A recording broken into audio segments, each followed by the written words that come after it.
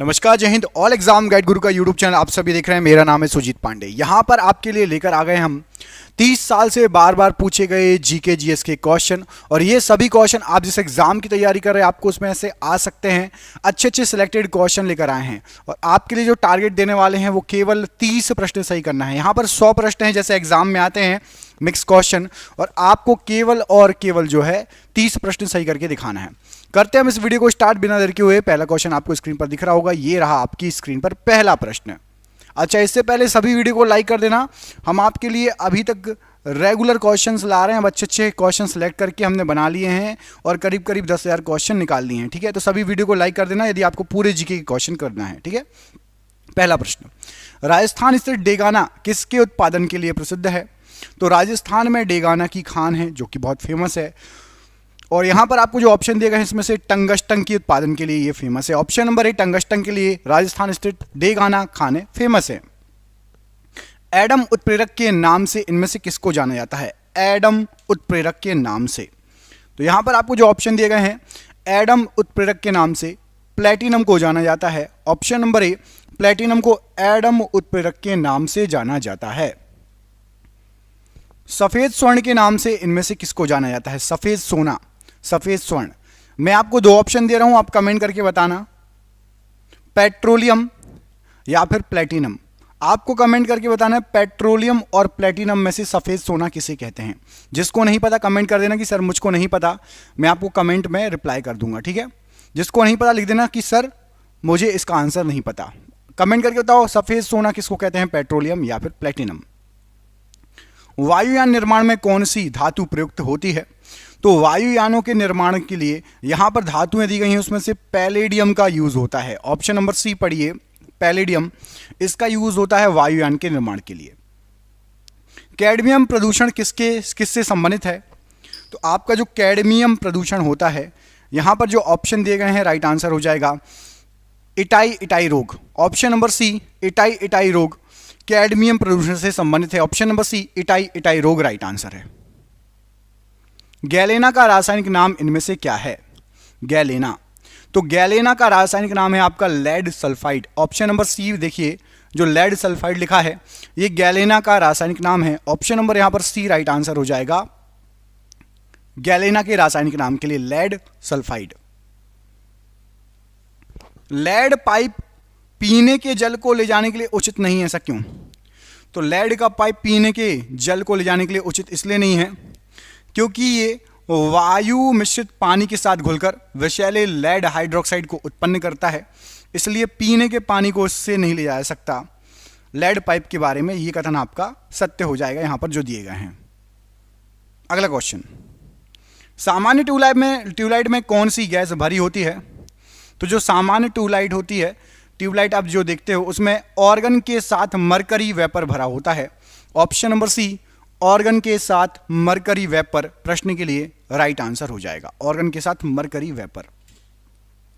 अगला क्वेश्चन देखिए, अगले क्वेश्चन में आपसे पूछा गया है कि पारे का साधारणतः तापमापी यंत्रों में उपयोग किया जाता है क्योंकि इसकी क्या विशेषता है? पारे का तापमापी यंत्रों में उपयोग किया जाता है, ऐसा क्यों? क्या विशेषता होती है पारे की? तो यहां पर आपका क्या हो जाएगा राइट आंसर इस क्वेश्चन के लिए? तो याद रखिएगा इस क्वेश्चन के लिए आपका जो राइट आंसर है वो हो जाएगा पारे का उच्च संचालन शक्ति होती है, इस कारण से तापमापी में पारे का यूज किया जाता है। उच्च संचालन शक्ति होती है पारे की। याद रखिएगा यहां पर आपका ऑप्शन नंबर सी प्रश्न के लिए बिल्कुल सही आंसर हो जाएगा। अगला क्वेश्चन देखिए, सोने का निष्कर्षण मुख्यतः किस धातु से किया जाता है? तो सोने का जो निष्कर्षण होता है यहां पर आपको जो ऑप्शन दिए गए हैं सिल्वेनाइट और कैलावेराइट, यहां पर आपको ए और बी ये दोनों आंसर सही हैं सोने के निष्कर्षण के लिए। सिल्वेनाइट और कैलावेराइट इन दोनों से जो है सोने का निष्कर्षण होता है। ऑप्शन नंबर यहां पर सी राइट आंसर हो जाएगा सोने के निष्कर्षण के लिए प्रश्न के लिए बिल्कुल सही आंसर है। अगला क्वेश्चन देखिए, लूनर कास्टिक का रासायनिक नाम आपको बताना है कि लूनर कास्टिक का जो रासायनिक नाम है क्या होता है। तो यहां पर आपको जो ऑप्शन दिए गए हैं लूनर कास्टिक के लिए, लूनर कास्टिक का रासायनिक नाम होता है आपका silver nitrate. Option number C देखिए, सिल्वर नाइट्रेट ये आपका लूनर कास्टिक का रासायनिक नाम होता है। ऑप्शन नंबर यहां पर सी बिल्कुल सही आंसर हो जाएगा इस प्रश्न के लिए। अगला क्वेश्चन देखिए, अगले क्वेश्चन में पूछा गया आपसे कि किसके निष्कर्षण के लिए साइनाइड विधि का प्रयोग किया जाता है। बहुत इंपॉर्टेंट है, साइनाइड विधि का प्रयोग किसके निष्कर्षण के लिए किया जाता है। तो यहां पर आपको जो ऑप्शन दिए गए हैं उनमें से चांदी के निष्कर्षण के लिए साइनाइड विधि का यूज होता है। ऑप्शन नंबर ए, चांदी के निष्कर्षण के लिए जो है साइनाइड विधि का यूज होता है, यहां पर राइट आंसर हो जाएगा इस प्रश्न के लिए। अगला क्वेश्चन देखिए, निम्नलिखित में से कौन एक धातु है। यहां पर आपको जो ऑप्शन दिए गए हैं इसमें से कौन एक धातु है पूछा गया है, क्या हो जाएगा इसका आंसर, सही राइट आंसर। तो यहां पर आपको जो ऑप्शन दिए गए हैं उनमें से जो धातु के लिए जो ऑप्शन राइट आंसर हो जाएगा जिंक एक धातु है। ऑप्शन नंबर बी में देखिए जिंक लिखा हुआ है, तो जिंक जो है वो एक धातु है। ऑप्शन नंबर बी यहां पर राइट आंसर हो जाएगा जिंक। अगला क्वेश्चन देखिए, वे कौन सी धातुएं हैं जो सिल्वर रंग की नहीं होती, सिल्वर रंग की नहीं होती। तो यहां पर आपको जो ऑप्शन दिए गए हैं तांबा और सोना, आपको दिख रहा होगा तांबा और सोना जो है ये सिल्वर रंग का नहीं होता, तो यहां पर option number B right answer है। तांबा और सोना ये धातुएं हैं जो सिल्वर रंग की नहीं होती। अगला क्वेश्चन देखिए, अगले क्वेश्चन में पूछा गया आपसे कि हरा थोथा या हरा कसीस किस रासायनिक पदार्थ का प्रचलित नाम है। हरा थोथा या हरा कसीस किसका प्रचलित नाम है। तो यहां पर आपको जो ऑप्शन दिया गया है ferrous sulphate, option number D आपने पढ़ा होगा फेरस सल्फेट, इसको हरा थोथा या हरा कसीस कहा जाता है। यह प्रचलित नाम है फेरस सल्फेट का, हरा थोथा या हरा कसीस। अगला क्वेश्चन देखिए, स्टील को कठोरता प्रदान करने के लिए क्या मिलाया जाता है। स्टील को कठोरता प्रदान करने के लिए इनमें से क्या मिलाया जाता है। तो यहां पर आपको जो ऑप्शन दिए गए हैं स्टील को कठोरता प्रदान करने के लिए मैग्नीज की मात्रा उसमें यदि आप जितनी ज़्यादा मिलाएंगे कठोर होगा। स्टील को कठोरता प्राप्त करने के लिए मैग्नीज की मात्रा जितनी आप मिलाएंगे उतना वो कठोर होगा। लोहा का शुद्ध रूप इनमें से क्या है, लोहे के शुद्ध रूप में इनमें से क्या आता है। तो लोहा का शुद्ध रूप यहां पर आपको जो ऑप्शन दिया गया है राइट आंसर हो जाएगा पिटवा लोहा। ये लोहे का बिल्कुल शुद्धतम रूप है पिटवा लोहा। ऑप्शन नंबर बी यहां पर राइट आंसर हो जाएगा, लोहे का शुद्धतम रूप है आपका पिटवा लोहा। अगला क्वेश्चन है कि पोटाश एलम पानी के शोधन में उपयोगी है, क्यों। तो पोटाश एलम पानी के शोधन में उपयोगी है क्योंकि ये क्या करता है, यह कोलाइडी विलयन को अवक्षेपित कर देता है। कोलाइडी विलयन को अवक्षेपित कर देता है, इसलिए पोटाश एलम जो है वो पानी के शोधन में उपयोगी है। बॉक्साइड का रासायनिक नाम इनमें से क्या है, जो ऑप्शन दिए गए हैं। तो बॉक्साइड का रासायनिक नाम यहां पर आपको जो ऑप्शन दिए गए हैं राइट आंसर हो जाएगा hydrated alumina. Option number D ये बॉक्साइड का रासायनिक नाम है। Option number D hydrated alumina bauxite का रासायनिक नाम है। बॉक्साइड से एल्यूमिनियम धातु का निष्कर्षण किया जाता है किसके द्वारा।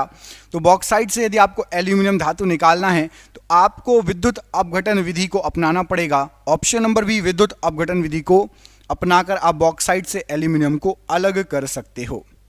अगला क्वेश्चन देखिए, इसमें पूछा गया आपसे कि प्रति अम्ल के रूप में प्रयोग किया जाने वाला क्षारक इनमें से कौन सा है। प्रति अम्ल के रूप में प्रयोग किए जाने वाला क्षारक, तो यहां पर आपको जो ऑप्शन दिए गए राइट आंसर हो जाएगा मैग्नीशियम हाइड्रोक्साइड। इसको प्रति अम्ल के रूप में उपयोग किया जाता है और ये एक क्षारक है। तो यहां पर आपका ऑप्शन नंबर राइट आंसर हो जाएगा magnesium hydroxide, option number B. अगला क्वेश्चन, खाने का नमक बरसात के मौसम में गीला क्यों हो जाता है।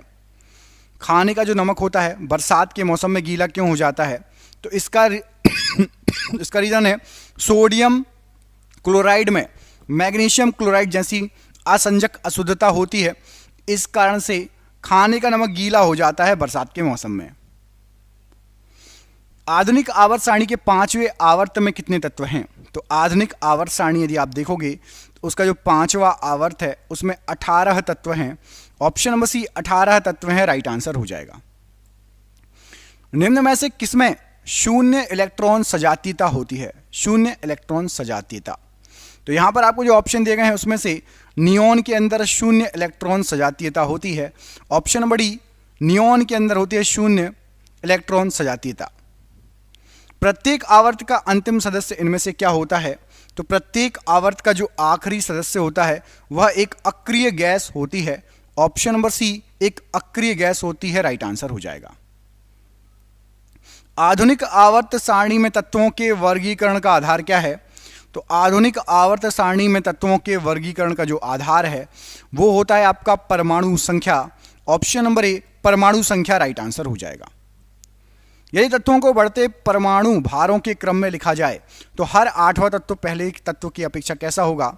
तो हर जो आठवां तत्व है पहले तत्व की अपेक्षा जो है ये न्यूलैंड्स का अष्टक नियम जो है पालन करेगा। ठीक है, याद रखना समान गुणों वाला होता है। हर आठवां तत्व पहले तत्व के समान गुण वाला होता है। ये रेड नहीं हुआ है, क्वेश्चन पूरा ये है, और ये जो है यही न्यूलैंड का अष्टक नियम कहलाता है, याद रखना। ठीक है, निम्न में से किसका प्रयोग नोदक या रॉकेट में ईंधन के रूप में किया जाता है? तो रॉकेट के अंदर ईंधन के रूप में आपका प्रयोग होता है द्रव हाइड्रोजन और द्रव ऑक्सीजन का। ऑप्शन नंबर सी द्रव हाइड्रोजन और द्रव ऑक्सीजन का यूज होता है, याद रखिएगा। बहुत इंपॉर्टेंट क्वेश्चन, कई बार पूछा गया क्वेश्चन है। प्रति ग्राम ईंधन द्वारा मोचित ऊर्जा की दृष्टि से निम्नलिखित में से सर्वोत्तम ईंधन बताइए।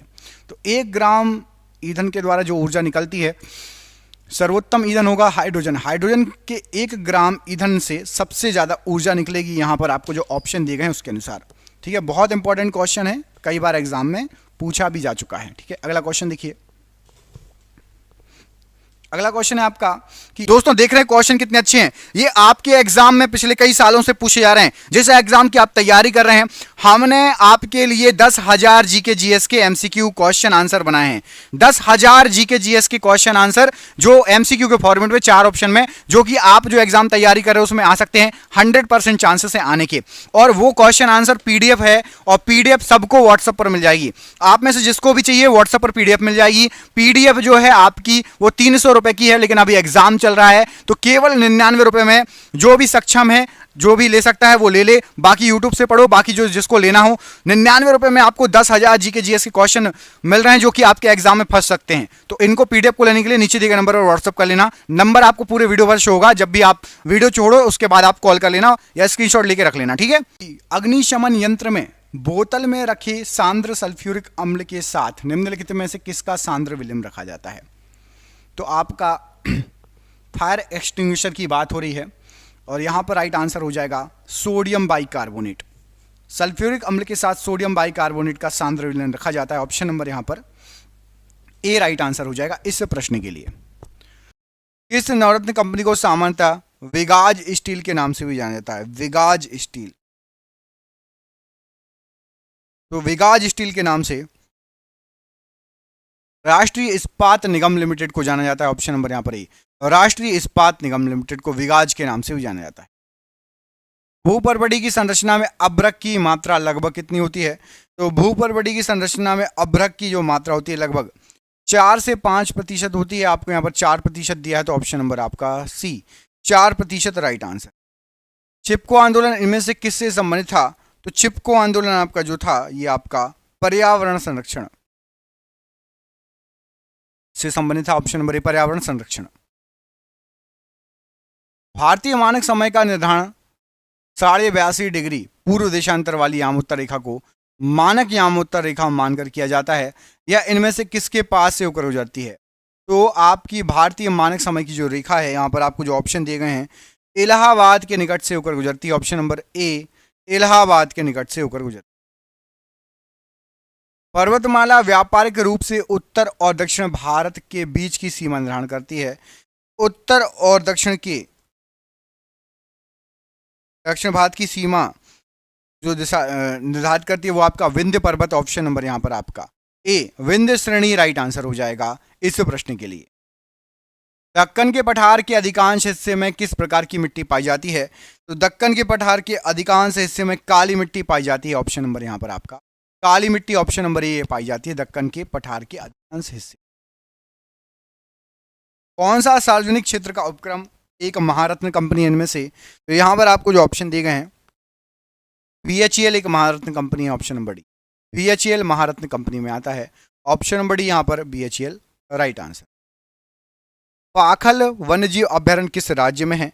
पाखल वन्यजीव अभ्यारण्य राज्य नहीं दिए गए, यहां पर शहर दिए गए हैं। तो पाखल वन्यजीव अभ्यारण्य आपका वारंगल में है। वारंगल। अब आपको कमेंट करके बताना है कि राज्य कौन सा लगता है। वारंगल जो शहर है किस राज्य में है कमेंट करके बताना है। यहाँ पर पाखल वन्यजीव अभ्यारण्य है। भूगोल का जनक किसे कहा जाता है? भूगोल का जनक, यहाँ पर आपको जो ऑप्शन दिए गए हैं राइट आंसर हो जाएगा इरेटोस्थनीज को भूगोल का जनक कहा जाता है। इरेटोस्थनीज, ऑप्शन नंबर बी यहाँ पर राइट आंसर।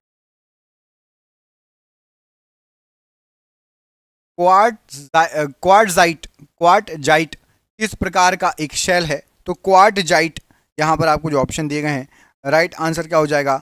राइट आंसर हो जाएगा ये है आपका रूपांतरित शेल का उदाहरण, ऑप्शन नंबर डी। रूपांतरित शेल का उदाहरण है क्वार्टजाइट। भारतमाला परियोजना किससे संबंधित है? भारतमाला परियोजना जो है इनमें से किससे संबंधित है?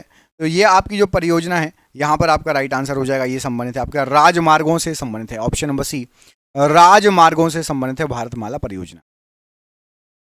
आकाशगंगा की निकटतम स्पाइरल गैलेक्सी का नाम बताइए। आकाशगंगा की निकटतम स्पाइरल गैलेक्सी, तो राइट आंसर हो जाएगा एंड्रोमेडा गैलेक्सी हमारी निकटतम स्पाइरल गैलेक्सी है, एंड्रोमेडा गैलेक्सी।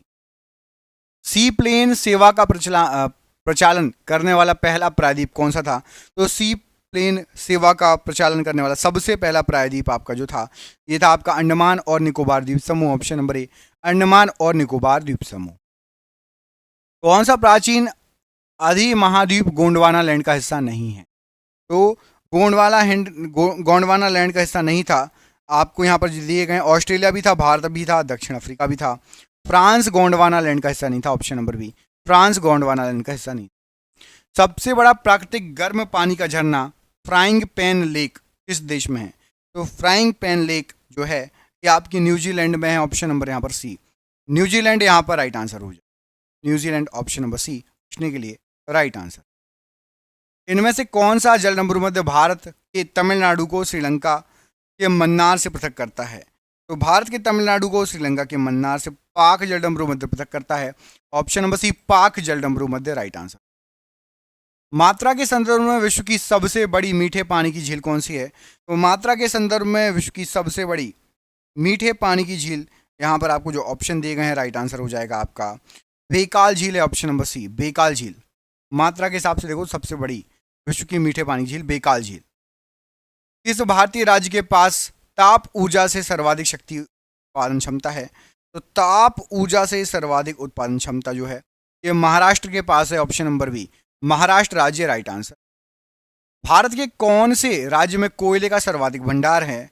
तो कोयले का सर्वाधिक भंडार यहाँ पर आपको जो ऑप्शन दिए गए हैं झारखंड राज्य के पास है, ऑप्शन नंबर बी, झारखंड राज्य के पास कोयले का सर्वाधिक भंडार। भारत में कौन सी नदी में रिवर डॉल्फिन पाई जाती है? रिवर नाम की डॉल्फिन पाई जाती है कौन सी नदी में? तो रिवर नाम की जो डॉल्फिन है ये आपकी घाघरा नदी में पाई जाती है, घाघरा नदी।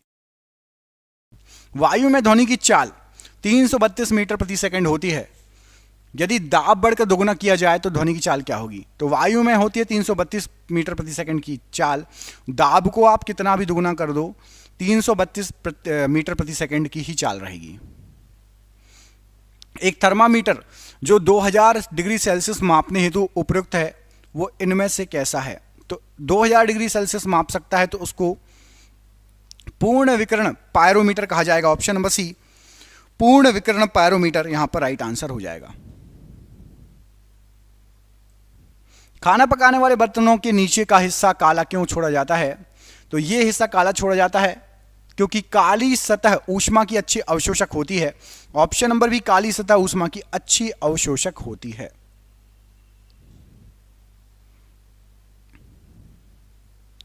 किसी वस्तु की विशिष्ट ऊष्मा किस पर निर्भर करेगी? तो किसी भी वस्तु की जो विशिष्ट ऊष्मा होती है ये आपकी पिंड के द्रव पर निर्भर करती है, ऑप्शन नंबर ए, पिंड के द्रव पर राइट आंसर है। कोई पिंड ऊष्मा को सबसे अधिक अवशोषण करता है जब वह कैसा हो? तो ऊष्मा का सबसे अच्छा अवशोषण करेगा यदि वो काला हो और साथ साथ खुरदुरा हो, तो ऊष्मा का पूरा अवशोषण कर लेगा, अच्छा अवशोषण कर लेगा। यदि एक पेंडुलम से दोलन करने वाली घड़ी को पृथ्वी से चंद्रमा पर ले जाया जाए तो घड़ी कैसी हो जाएगी? तो आपने देखा होगा डंडा हिलता रहता घड़ी में, उस घड़ी को यदि आप चंद्रमा पर ले जाओगे तो वो घड़ी सुस्त पड़ जाएगी क्योंकि वहाँ का जो ग्रेविटेशनल फोर्स है हमारे यहाँ से अलग है। यदि केश नली का व्यास दुगुना कर दिया जाए तो इसमें चढ़ने वाले जल सतह की ऊंचाई कितनी होगी। तो यदि कांच की कोई आप ट्यूब लोगे, उसमें पानी भरा है, अब उसी कांच की ट्यूब को आप दुगना उसका व्यास कर दो, मोटा कर दो, तो पानी आधा रह जाएगा। सिंपल सा फंडा है। ऑप्शन नंबर ए राइट आंसर है। दलदल में फंसे व्यक्ति को लेट जाने की सलाह दी जाती है, ऐसा क्यों। तो दलदल में फंसे हुए व्यक्ति को लेट जाने की सलाह दी जाती है क्योंकि क्षेत्रफल अधिक हो जाएगा, दाब कम हो जाएगा, तो धंसेगा नहीं नीचे, लेट जाएगा तो पूरी मिट्टी पे फैल जाएगा, तो उसका वजन सिर्फ एक जगह नहीं लगेगा, पूरी मिट्टी पे फैल जाएगा, प्रेशर कम हो जाएगा। किस तापमान पर जल का घनत्व अधिक होता है। तो याद रखना जल का घनत्व अधिक होगा 4 डिग्री सेल्सियस पर। Option number D 4 degree Celsius right answer है। स्टील की गोली जो रहती है पारे में तैरती रहती है, ऐसा क्यों। तो पारे में आप यदि स्टील की एक बॉल डाल दोगे वो तैरती रहेगी, उसका कारण होता है पारे का घनत्व तो स्टील की अपेक्षा अधिक होता है। ऑप्शन नंबर यहां पर ए, पारे का घनत्व तो स्टील की अपेक्षा अधिक होता है। ऑप्शन नंबर ए बिल्कुल राइट आंसर हो जाएगा इस प्रश्न के लिए। किसी कालीन की सफाई के लिए यदि उस पे छड़ी से पीटा जाए तो उसमें कौन सा नियम लागू होगा। और धूल बाहर निकल आती है, आप छड़ी से मारोगे कालीन को और कालीन साफ हो जाता है, उसका धूल बाहर निकल आता है, ये कौन सा नियम है। तो ये गति का पहला नियम कहलाता है। ऑप्शन नंबर ए। इसके कारण क्या होता है, कालीन की पिटाई करोगे तो धूल बाहर निकल आती है कालीन से। ऑप्शन नंबर ए यहां पर राइट आंसर है। भौतिक मात्रा ज्योति की इकाई क्या होती है। तो भौतिक मात्रा ज्योति होती है और इसकी इकाई होती है आपकी lux. Option number B lux यहां पर राइट आंसर हो जाएगा। इनमें से कौन सा सुमेलित नहीं है, सही मिलान नहीं है। तो देखो समुद्री मील ये नौसंचालन की दूरी की इकाई होती है, बिल्कुल सही है। अश्वशक्ति हॉर्स पावर ये पावर की इकाई होती है, शक्ति की, बिल्कुल सही है। और सेल्सियस ऊष्मा की इकाई ये गलत है। अब आप कमेंट करके बताओ कि जो सेल्सियस है ये किसकी इकाई होती है, सेल्सियस किसकी इकाई होती है, ऊष्मा की तो नहीं होती। अब आपको कमेंट करके बताना है किसकी होती है, ठीक है। अगला क्वेश्चन देखिए, मैं आपको 2 ऑप्शन दे रहा हूं सेल्सियस के लिए, ताप या दाब, प्रेशर या टेम्परेचर। सेल्सियस किसकी इकाई होती है, कमेंट करके बताना। प्रेशर की होती है या आपकी टेम्परेचर की होती है, ताप या दाब में से कोई एक आंसर चाहिए, कमेंट करके बताना, ठीक है। बल का ऐसा यूनिट क्या है। तो बल की ऐसा यूनिट, एक काम करो, यह भी बहुत इजी क्वेश्चन है, इसको भी कमेंट करके बताना, ठीक है। इनमें से बल की ऐसा यूनिट क्या है। 2 क्वेश्चन दिए मैंने आपको, एक तो सेल्सियस किसकी यूनिट है और बल की यूनिट क्या है, दोनों को आंसर कमेंट करके बताओ। ये बिल्कुल इजी क्वेश्चन है, सबसे पहले फिजिक्स में आप यही पढ़ते हो, ठीक है, याद होगा आपको। अगला क्वेश्चन देखिए, अगले क्वेश्चन में क्या पूछा गया आपसे, किस कारण से एक माता पिता की सभी संतानें एक समान नहीं होती, क्या रीजन है इसका। तो माता पिता की सभी संतानें एक समान नहीं होती, इसका आंसर है आपका एक तो आनुवंशिक विभिन्नता और वातावरण की विभिन्नता। ऑप्शन नंबर सी यहां पर सही आंसर हो जाएगा, उपरोक्त दोनों, आनुवंशिक विभिन्नता और वातावरण की विभिन्नता यहां पर राइट आंसर हो जाएगा, उपरोक्त दोनों। क्वार्ट्ज किससे बनता है। तो जो क्वार्ट्ज है ये आपका कैल्शियम सिलिकेट से बनता है। Option number B calcium silicate right answer है। टेफ्लॉन नामक प्लास्टिक का निर्माण किस यौगिक के बहुलीकरण द्वारा होता है। तो टेफ्लॉन जो बनता है ये टेट्राफ्लोरो इथिलीन के बहुलीकरण के कारण बनता है। Option number D. जीवन की उत्पत्ति की दिशा में बनने वाले यौगिक कौन से थे। तो जीवन की उत्पत्ति की दिशा में बनने वाले जो यौगिक थे वो था आपका प्रोटीन तथा केंद्र अम्ल। ऑप्शन नंबर सी प्रोटीन तथा केंद्र अम्ल राइट आंसर हो जाएगा।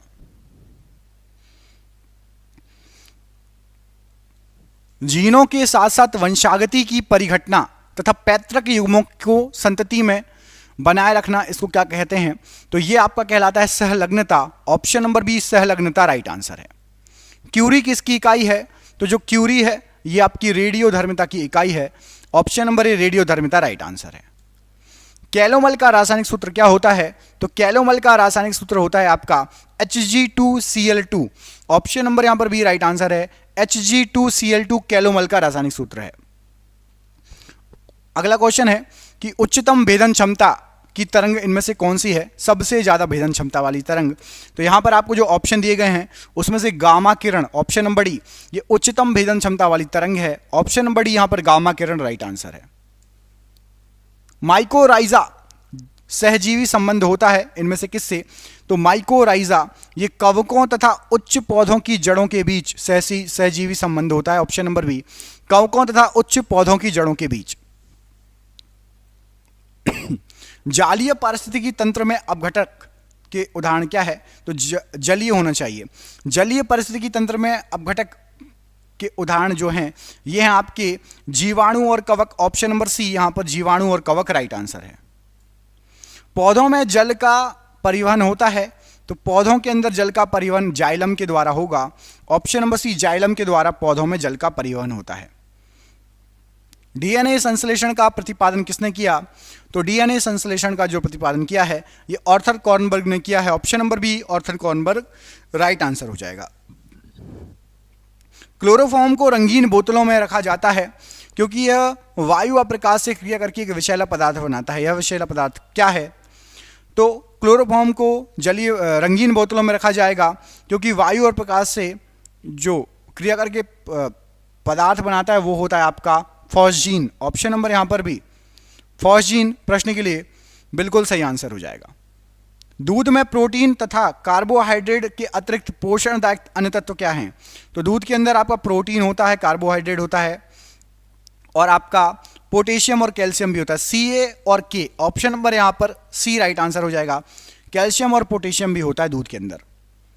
पूर्ण आंतरिक परावर्तन की स्थिति में प्रकाश का परावर्तन होता है, तो यदि पूर्ण आंतरिक परावर्तन है तो 100% जो प्रकाश है वो परावर्तित हो जाएगा। ऑप्शन नंबर डी 100% प्रकाश परावर्तित हो जाता है। जब कोई वस्तु दो समानांतर समतल दर्पणों के बीच रखी जाती है तो कितने प्रतिबिंब बनेंगे? बने हुए प्रतिबिंबों की संख्या क्या होगी? तो यदि समानांतर समतल दर्पण है तो अनंत प्रतिबिंब बनेंगे, इनफाइनाइट। ऑप्शन नंबर डी यहां पर राइट आंसर है। न्यूट्रिनो की खोज करता इनमें से कौन है? तो न्यूट्रिनो की खोज करता यहां पर आपको जो ऑप्शन दिए गए हैं पाउली हैं। Option number B Pauli right answer है। विटामिन सी का रासायनिक नाम बताइए? तो विटामिन सी का रासायनिक नाम आपका एस्कर्बिक एसिड होगा। Option number B ascorbic acid vitamin C का रासायनिक नाम। निम्नलिखित में से भारत का प्रथम सैटेलाइट कौन सा है? तो भारत का प्रथम सबसे पहला सैटेलाइट है आपका Aryabhata. Option number C Aryabhata ये भारत का सबसे पहला सैटेलाइट है। कंप्यूटर प्रिंटर किस प्रकार का डिवाइस है? तो कंप्यूटर प्रिंटर जो है ये आपका एक आउटपुट डिवाइस है। Option number B computer printer एक आउटपुट डिवाइस कहलाता है। ऑप्शन नंबर बी यहां पर राइट आंसर है। प्रथम पीढ़ी के कंप्यूटर प्रयोग करते थे किसका? तो पहली पीढ़ी के जो कंप्यूटर है वो आपका वैक्यूम ट्यूब का प्रयोग करते थे। ऑप्शन नंबर ए वैक्यूम ट्यूब राइट आंसर है। निम्न में से कौन सुमेलित नहीं है? तो यहां पर आपको जो ऑप्शन दिए गए हैं एनीमो जो मीटर है ये वायु की चाल को मापता है, बिल्कुल सुमेलित है। अमीटर से आप विद्युत धारा मापते हैं। टैक्योमीटर से दाबांतर नहीं मापा जाता। ऑप्शन नंबर सी सुमेलित नहीं है। पायरोमीटर से आप उच्च ताप माप सकते हैं। टैक्योमीटर से दाबांतर नहीं मापते हैं। कमेंट करके बताना है आपको कि टैक्योमीटर से क्या मापा जाता है। ये आपके लिए क्वेश्चन छोड़ रहा हूं कि टैक्योमीटर से आप क्या मापते हैं, कमेंट करके बताइए। अगला क्वेश्चन देखिए। अगले क्वेश्चन पढ़ते हैं। चलिए मैं आपको बता देता हूं, छोड़िए, अब कई लोगों को पता नहीं होगा। रोटेशन गति को मापते हैं, घूर्णन गति को। जैसे पंखा चल रहा है तो पंखा कितनी स्पीड में चल रहा है ये आप टैक्योमीटर से माप सकते हैं। उसमें से एक लेजर निकलेगी और पंखे पे पड़ेगी और आपको बता देगी कितने आरपीएम पे चल रहा है, मतलब रोटेशन पर मिनट, कितने चक्कर पर मिनट हो रहा है वो बता देगा टैक्योमीटर। एक्स किरणों की भेदन क्षमता किसके द्वारा बढ़ाई जा सकती है? तो एक्स किरणों की भेदन क्षमता कैथोड और एनोड के बीच विभवांतर बढ़ाकर आप बढ़ा सकते हैं। ट्रिप्सिनोजन को ट्रिप्सिन में बदलने में सहायक क्या होता है? तो ट्रिप्सिनोजन को ट्रिप्सिन में बदलने के लिए हाइड्रोक्लोरिक अम्ल सहायक होगा। ऑप्शन नंबर ए। हाल ही में चर्चा में आए स्वर्ण चावल किस पद्धति से विकसित किए गए हैं? तो स्वर्ण चावल ये आपका पराजीनी तकनीक से विकसित किए गए हैं। ऑप्शन नंबर बी सोने के चावल, स्वर्ण चावल सोने के नहीं है, मतलब स्वर्ण चावल उसका नाम दिया गया, ठीक है, नहीं तो समझो कि सोने के चावल हैं। लूनर कास्टिक का रासायनिक सूत्र सूचक क्या है? तो लूनर कास्टिक का रासायनिक सूत्र होता है आपका AgNO3। ऑप्शन नंबर बी पढ़िए AgNO3 ये लूनर कास्टिक का रासायनिक सूचक है। निम्नलिखित में से किसके अधपके मांस खाने से फीताकृमि मनुष्य की आंत में पहुंच जाएगा? तो यदि आप सूअर का अधपका मांस खाएंगे तो फीताकृमि आपके शरीर में पहुंच जाएगा। सूत्री विभाजन निर्भर करता है किस पर? तो सूत्री विभाजन ये आपका समय और तापमान दोनों पर निर्भर करता है। ऑप्शन नंबर सी यहां पर समय तापमान राइट आंसर है।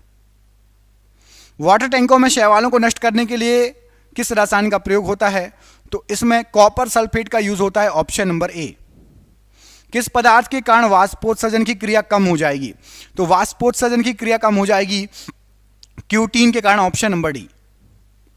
यदि किसी वस्तु का वेग दोगुना कर दिया जाए तो इनमें से कौन सा विकल्प सही है? तो यदि आप वस्तु का वेग दोगुना कर दोगे तो संवेग दोगुना हो जाएगा और गतिज ऊर्जा 4 गुना हो जाएगी, option number C right answer है। अनोक्सी श्वसन का आखिरी अंतिम उत्पाद क्या है? तो इसका आखिरी उत्पाद होगा आपका पायरुविक अम्ल, ऑप्शन नंबर डी पायरुविक अम्ल राइट आंसर है। हाइड्रोलिथ का अणुसूत्र बताइए। तो हाइड्रोलिथ का अणुसूत्र आपका राइट आंसर हो जाएगा CaH2, option number B CaH2, ये हाइड्रोलिथ का अणुसूत्र है। कपड़ों को धोते समय हम नील का प्रयोग क्यों करते हैं? तो नील का प्रयोग करते हैं सही वर्ण संयोजन के कारण। कपड़े क्या है, पुराने होते होते पीले पड़ जाते हैं और हल्के से पीले पड़ जाएंगे, उसमें यदि आपने हल्का सा नीला रंग मिला दिया तो फिर सफेद रंग दोबारा उभर के आ जाएगा।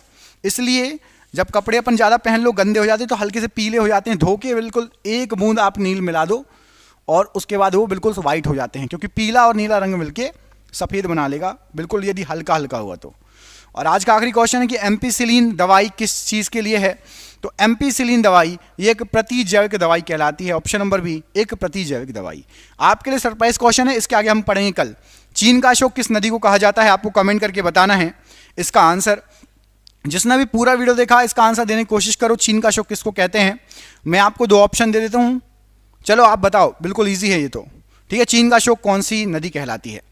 कमेंट करके बताना। जिसको भी 10,000 जीके जीएस की पीडीएफ चाहिए, एमसीक्यू बहुत शानदार क्वेश्चन है, 300 रुपये की पीडीएफ है, लेकिन अभी 99 रुपये में हम आपको दे रहे हैं। जिसको भी चाहिए नीचे दिए नंबर पर संपर्क कर लेना। हम मिलेंगे आपसे अगले वीडियो में। अपना ख्याल रखिए। आप सभी का बहुत बहुत धन्यवाद दोस्तों। जय हिंद, जय भारत।